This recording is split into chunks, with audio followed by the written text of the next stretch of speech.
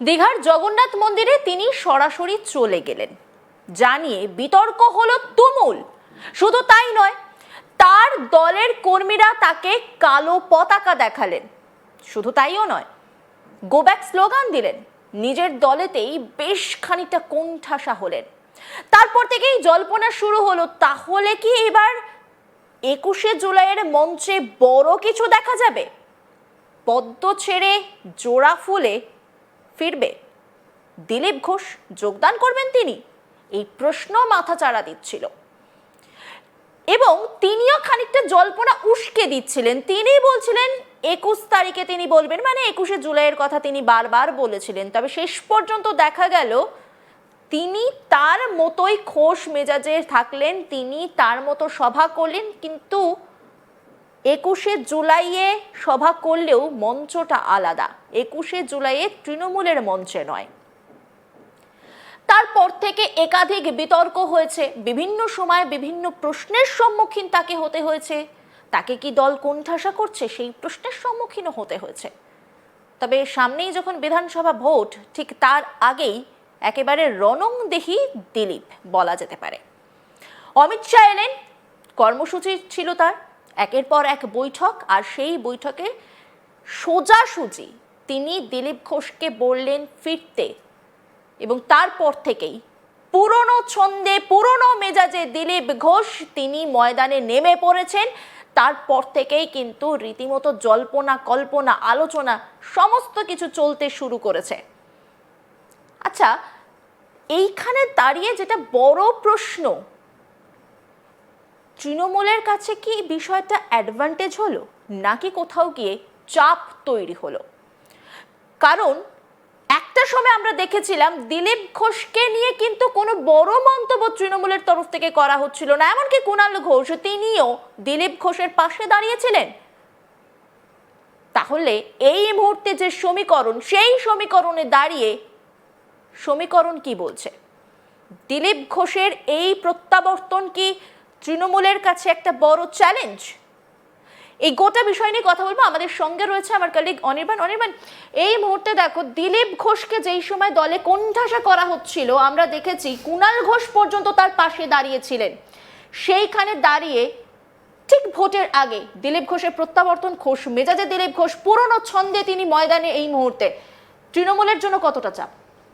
দেখো, এই মুহূর্তে দাঁড়িয়ে আগে বলি গল্পটা, যে কোথাও গিয়ে তৃণমূল কংগ্রেস তারা কিন্তু দিলীপ ঘোষের সঙ্গে একটা সদ্ভাব রাখতে শুরু করেছিল মাঝখানে, এবং তার পাশাপাশি কিন্তু দিলীপ ঘোষ তিনিও কিন্তু বিশেষ করে সব থেকে বড় জল্পনা উস্কে দিয়েছিলেন ঠিক তার বিয়ে হওয়ার পর। অর্থাৎ তিনি বিবাহিত জীবনে যাওয়ার পরে কিন্তু তাকে দেখা যায় যে তিনি একেবারে জগন্নাথ মন্দির, অর্থাৎ দীঘার যে জগন্নাথ ধাম তৈরি করা হয়েছে, মুখ্যমন্ত্রী মমতা বন্দ্যোপাধ্যায় যেই ধামের উদ্বোধন করেছেন, ঠিক সেদিনই কিন্তু বিকেলে সরাসরি সশরীরে দিলীপ ঘোষ এবং সস্ত্রীক দিলীপ ঘোষ তার স্ত্রীর সঙ্গে, নববিবাহিত স্ত্রীর সঙ্গে গিয়ে হাজির হন একেবারে দীঘার জগন্নাথ ধামে। এবং সেখানে শুধু তাই নয়, সব থেকে বড় বিষয় যে তিনি শুধু জগন্নাথ ধাম দর্শন করতে যাননি, তিনি শুধু জগন্নাথ ধাম ঘুরে দেখতে যাননি, তাকে কিন্তু দেখা যায় যে তিনি আলাদা করে বসে রয়েছেন একেবারে মুখ্যমন্ত্রী মমতা বন্দ্যোপাধ্যায়ের সঙ্গে। এবং শুধু তাই নয়, মুখ্যমন্ত্রী মমতা একেবারে এবং মুখ্যমন্ত্রী মমতা বন্দ্যোপাধ্যায় সঙ্গে একেবারে রাজ্যের আরো দুই মন্ত্রী, এই তারা কিন্তু সেখানে একটা আলাপচারিতা, একটা হাসি আড্ডা, সেই ছলে কিন্তু তাদের দেখা যায়। ফলে ঠিক তারপর থেকে একেবারে বিবাহিত জীবন, সেই বিবাহিত জীবনে তো দিলীপ ঘোষের সঙ্গে বিজেপির একটা দূরত্ব বেড়েই ছিল, এবং ঠিক তারপর থেকে কিন্তু দূরত্বটা আরো বেশি বাড়লো। তুমি যেমনটা বলেছো যে জল্পনা কল্পনা এবং আলোচনা সব ধরনের বিষয়ে সেই তখন থেকেই শুরু হয়, এবং তখন কিন্তু দেখা যায় যে দিলীপ ঘোষ, তাকে ঘিরে অনেক রকমের কথোপকথন তৃণমূল কংগ্রেসের অন্দরে হয়।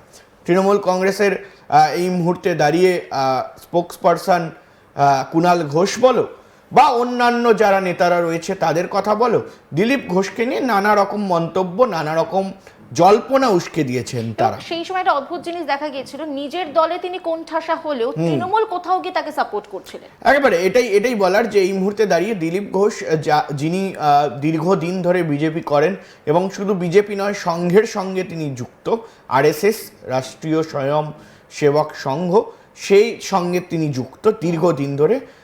তার এই যুক্ত থাকার পরেও তিনি যখন কোণঠাসা হচ্ছে তখন তৃণমূল কংগ্রেসের তরফ থেকে কিন্তু নানা রকমের কথা উঠতে থাকে। ফলে সে জায়গায় দাঁড়িয়ে কিন্তু দলের সঙ্গে দূরত্ব আরও বেশি বাড়তে থাকে। কোনো রকম অনুষ্ঠান, বিজেপির কোনো রকম অনুষ্ঠান যেখানে প্রধানমন্ত্রী নরেন্দ্র মোদী এসছেন বা কেন্দ্রীয় স্বরাষ্ট্রমন্ত্রী অমিত শাহ এসছেন বা জেপি নাড্ডা এসছেন, যে কেউ আসলে কিন্তু দিলীপ ঘোষকে সেই মঞ্চে দেখা যায়নি বা তাকে ডাকা হয়নি বা তিনি দূরত্ব বজায় রেখেছেন। দলের সঙ্গে সেভাবে সক্রিয় রাজনীতিতেও তাকে দেখা যায়নি, বিভিন্ন মঞ্চে তাকে দেখা যায়নি, কিন্তু তিনি কিন্তু একটা নিজের যে বলা যায় যে আলাপচারিতা বা নিজের যে কার্যকলাপ যে সেইটা তিনি চালিয়ে গিয়েছেন। ফলে সে জায়গায় দাঁড়িয়ে তৃণমূল কংগ্রেস কোথাও গিয়ে কিন্তু একেবারে রাজনৈতিক যে মহল, রাজনৈতিক যে আলোচনা, সেই আলোচনার মধ্যে কান পাতলে শোনা যায় যে তৃণমূল কংগ্রেস কিছুটা হলেও কিন্তু তারা চেষ্টা করেছেন যে এই বিষয়টাকে কোথাও গিয়ে নিজেদের হাতে নেওয়ার।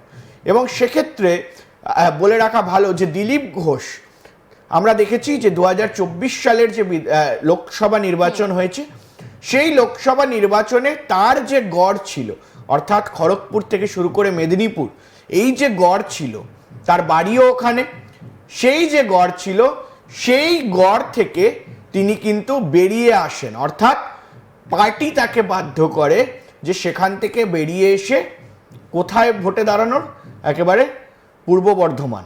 ফলে সে জায়গায় দাঁড়িয়ে সেইখানে কিন্তু তিনি ভোটে দাঁড়ান। ফলে সে জায়গায় দাঁড়িয়ে তিনি হারেন এবং একেবারে এবং আশানুরূপ ফল তিনি আশা পূরণ তিনি করতে পারেননি বিজেপি। ফলে সে জায়গায় দাঁড়িয়ে কিন্তু আরও বেশি দূরত্ব বাড়তে শুরু করে এবং সেই দূরত্বর থেকেও বড় কথা কিন্তু তৃণমূল কংগ্রেস তারা হয়তো কোথাও ভেবেছিল এই যে দিলীপ ঘোষের একটা যে কারিশমা রয়েছে, দিলীপ ঘোষের যে বিভিন্ন জায়গায় যে একটা বলা যায় সংগঠন রয়েছে, সেই সংগঠনটাকে কি কোথাও কাজে লাগাতে পারবে তৃণমূল কংগ্রেস। রাজনৈতিক মহলে এমনটা বলে যে দিলীপ ঘোষকে কোথাও গিয়ে নিজেদের দিকে চাইছিল তৃণমূল কংগ্রেস, অর্থাৎ যে বিভিন্ন বেল্ট রয়েছে, মেদিনীপুর বলো বা এই মুহূর্তে বর্ধমানের বিভিন্ন বেল্ট বলো, যেখানে যেখানে জনসংযোগ প্রক্রিয়া দিলীপ ঘোষ করেছেন বা অতীতে যখন 18টি সিট দিলীপ ঘোষ রাজ্য সভাপতি সেই সময় বেরিয়েছে, যদিও বা অনেক বিজেপি নেতা এই মুহূর্তে বলেন যে সেটা দিলীপ ঘোষের জন্য নয়, সেটা নরেন্দ্র মোদী হাওয়া